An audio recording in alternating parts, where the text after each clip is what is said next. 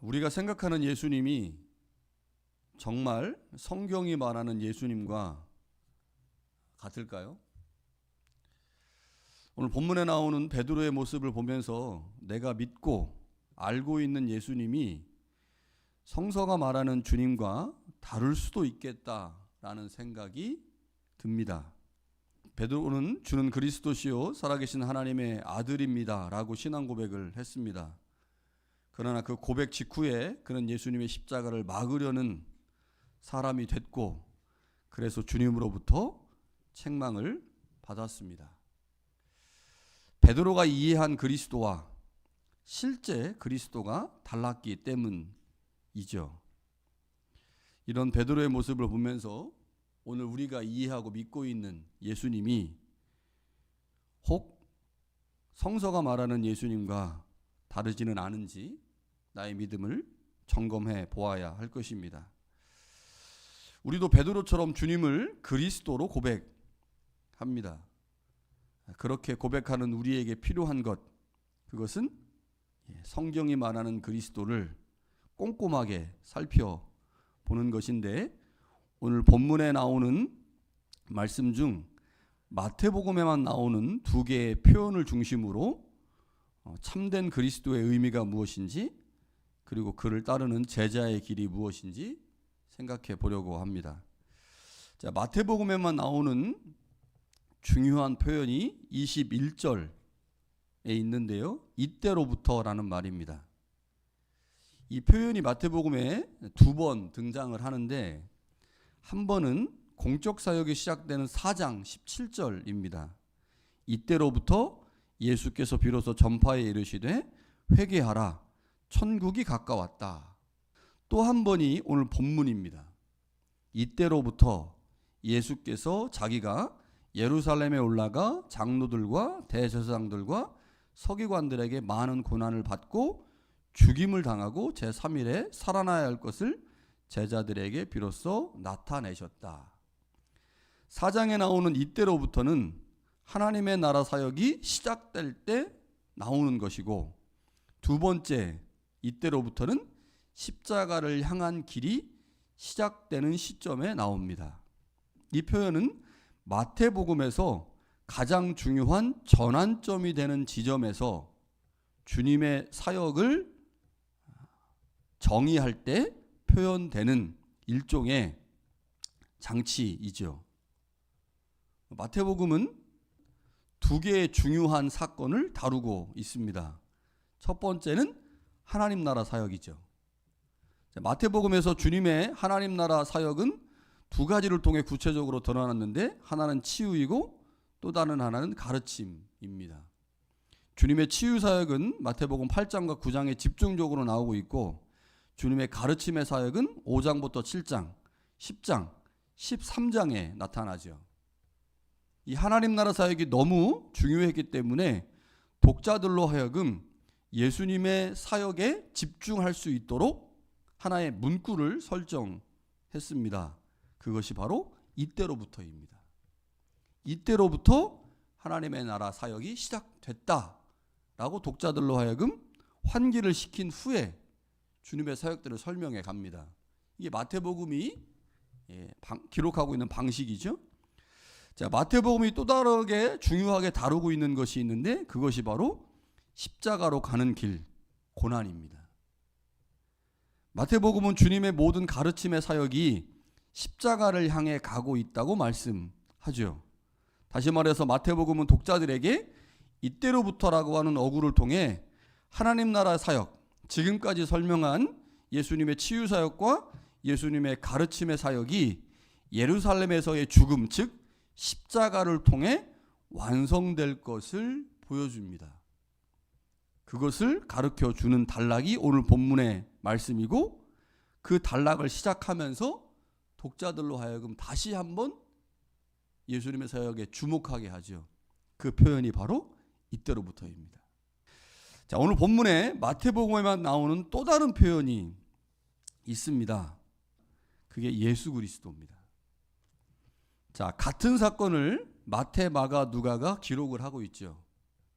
자, 그런데 마가복음과 누가복음에는 인자라는 표현이 등장합니다.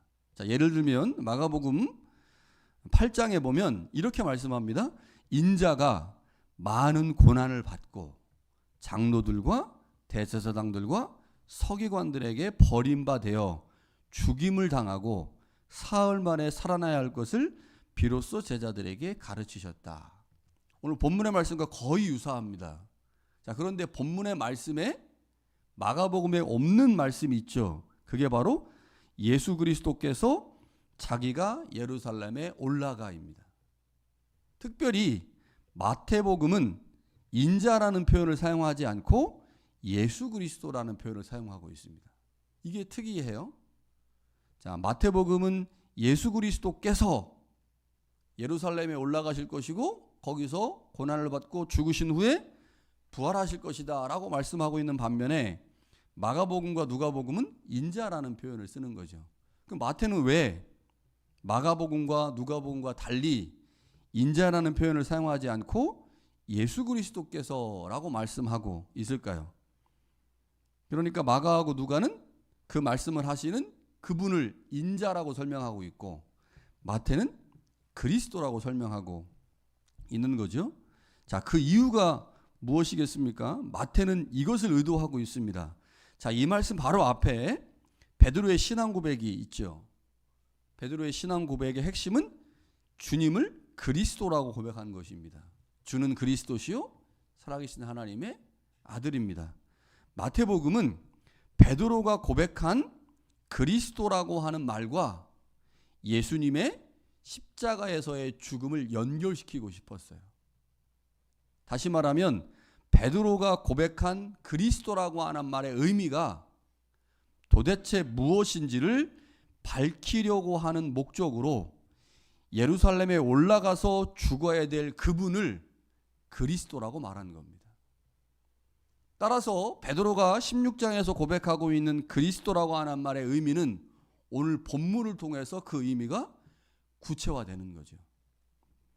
자, 21절을 기준으로 해서 그 이전의 베드로와 그 이후의 베드로의 모습이 완전히 다릅니다. 13절부터 20절에서 베드로는 주님을 향해 그리스도와 하나님의 아들로 고백하죠. 그 고백을 들으신 주님은 베드로를 칭찬하셨고 그에게 엄청난 복을 선언합니다. 베드로는 반석이라고 하는 이름을 받았습니다. 베드로라는 말 자체가 반석이라는 뜻이죠. 베드로의 신앙 고백 위에 교회가 세워집니다. 그리고 그 교회는 천국의 열쇠를 선물로 받습니다. 가톨릭은 베드로에게 천국 열쇠를 줬다. 그래서 베드로를 마치 예수님처럼 우상화시키지만 실제로 본문에서는 예수님이 베드로에게 주셨다는 말이 아니라 베드로 위에 세워지는 교회에게 주신 거죠.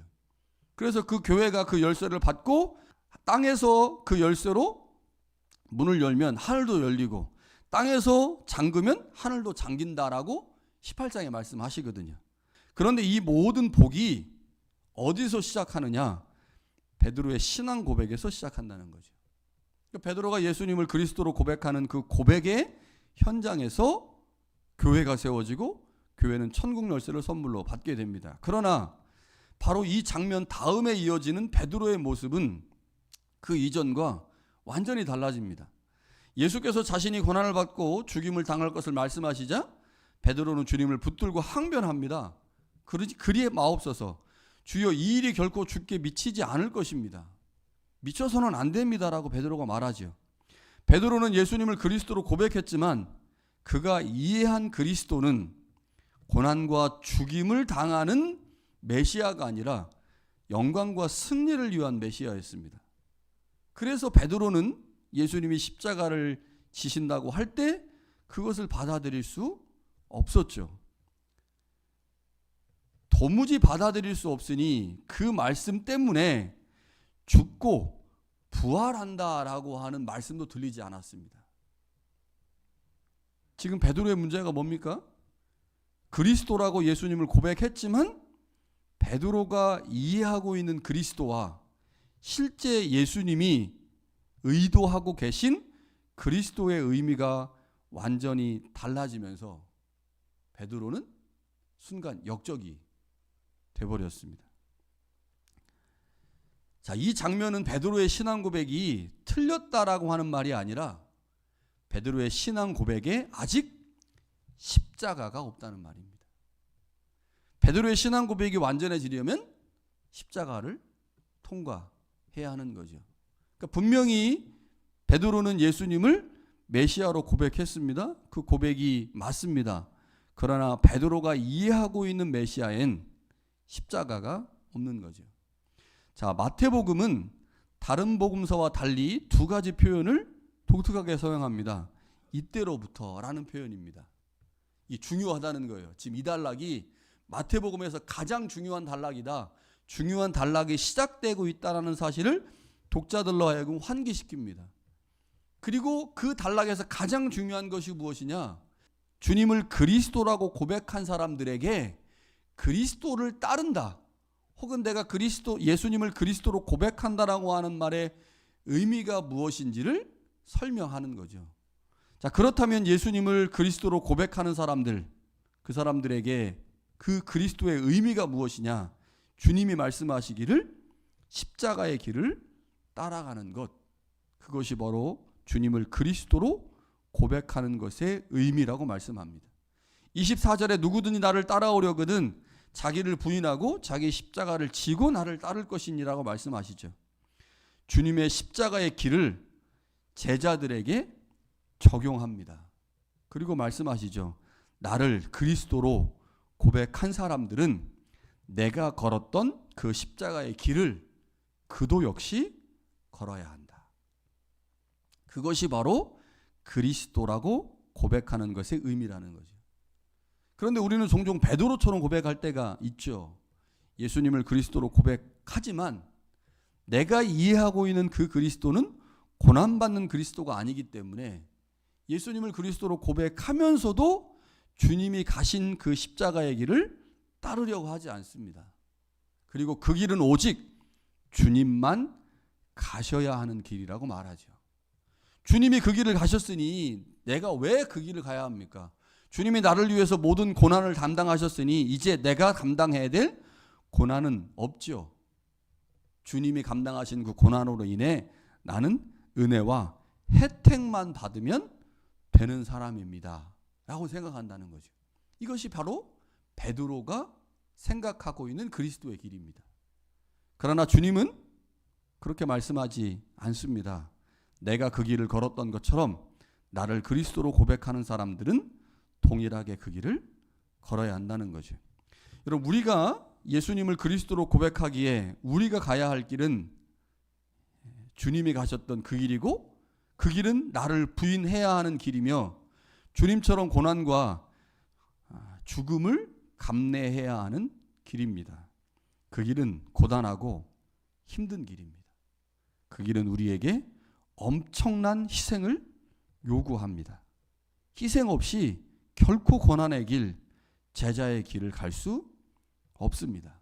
그래서 그 길을 가려고 하는 사람들이 많지 않습니다. 마태복음 7장에서 주님께서 이미 말씀하셨죠? 좁은 길을 가야 한다. 좁은 문을 통과해야 한다. 이렇게 말씀하신 이유는 그 길을 가려고 하는 사람들이 많지 않기 때문입니다.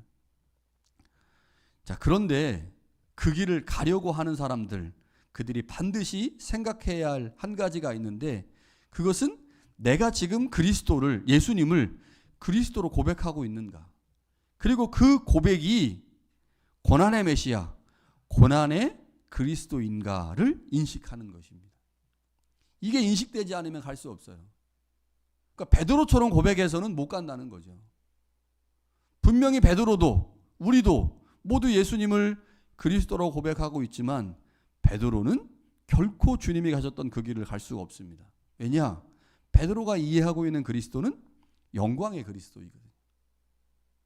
우리가 그 길을 가려면 반드시 내가 지금 고백하고 있는 그리스도가 고난과 죽음의 그리스도라는 사실들을 인식해야 하는 거죠. 자, 그런데 오늘 주님께서 우리들에게 본문을 읽지 않았지만 27절과 28절에서 우리가 가야 될 그 길이 단순히 우리에게 희생이나 손해만을 강요하는 길이라고 말씀하지 않습니다. 주님은 자기 부인을 통해 그 길을 간 사람에게 반드시 보상하신다고 약속합니다. 주님께서 아버지의 영광으로 그 천사들과 함께 이 땅에 다시 오실 때 행한 대로 갚으신다고 말씀하시죠. 그래서 이제 중요한 것은 우리의 눈을 어디에 두느냐입니다. 현재 당하고 있는 고난에 둘 것인지 아니면 고난 이후에 경험할 주님의 보상에 둘 것인지에 따라 그 길을 가는 우리의 자세와 태도가 달라질 것입니다. 고난을 당하지만 고난 당하는 자에게 주어지는 선물이 있죠. 그것이 주님의 부활입니다. 오늘이 지금 고난 주간이니까 이제 며칠 후에 주님께서 부활하실 텐데 주님이 고난을 감내하실 수 있었던 중요한 이유 중에 하나는 죽음 이후에 경험하게 될 부활을 소망하셨기 때문이죠. 마찬가지입니다. 우리가 예수님을 그리스도로 고백합니다. 그 그리스도라고 하는 고백이 우리로 하여금 고난과 순종의 삶을 살게 하죠. 순종과 고난의 삶, 그거 쉬운 것이 아닙니다. 그러나 우리가 그 길을 갈 수 있는 이유는 그 길 끝에 부활의 주님이 우리를 기다리고 계시고 그 길 끝에 주님께서 우리에게 그 길을 잘 감당한 우리 모두를 보상하실 것을 믿기 때문입니다. 제자의 길은 결코 쉽지 않습니다. 그래서 가려고 하는 사람이 많지 않습니다. 그 길은 나를 부인하고 십자가를 지고 가는 길이기 때문이죠. 어찌 그 길이 쉽겠습니까? 결코 쉽지 않습니다. 그러나 그 길을 우리가 그럼에도 불구하고 갈 수 있는 이유는 주님께서 먼저 그 길을 가셨기 때문이죠. 그리고 그 길을 먼저 가신 주님께서 우리에게 당부하고 계십니다.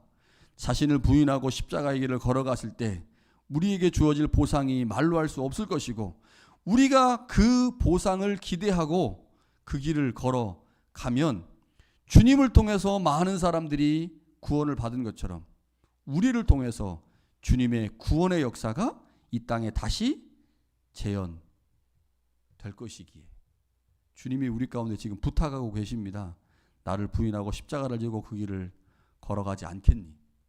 걸어갔을 때 우리를 통해 더 많은 사람들이 구원에 참여할 것이고 그 구원의 참여를 통해 주님이 누린 그 영광스러운 부활의 역사를 우리도 역시 누릴 수 있다고 말씀하시죠. 주님은 우리를 위해 그리고 우리를 통해 구원받을 누군가를 위해 우리에게 십자가의 길을 가자고 말씀하십니다. 그 길은 나 혼자 가는 길이 아니죠. 주님과 함께 가는 길이며 주님이 먼저 가신 길입니다. 주님을 그리스도로 고백하는 우리가 그 고백대로 주님이 가셨던 그 십자가의 길을 우리 모두 함께 갈 수 있기를 간절히 축원합니다.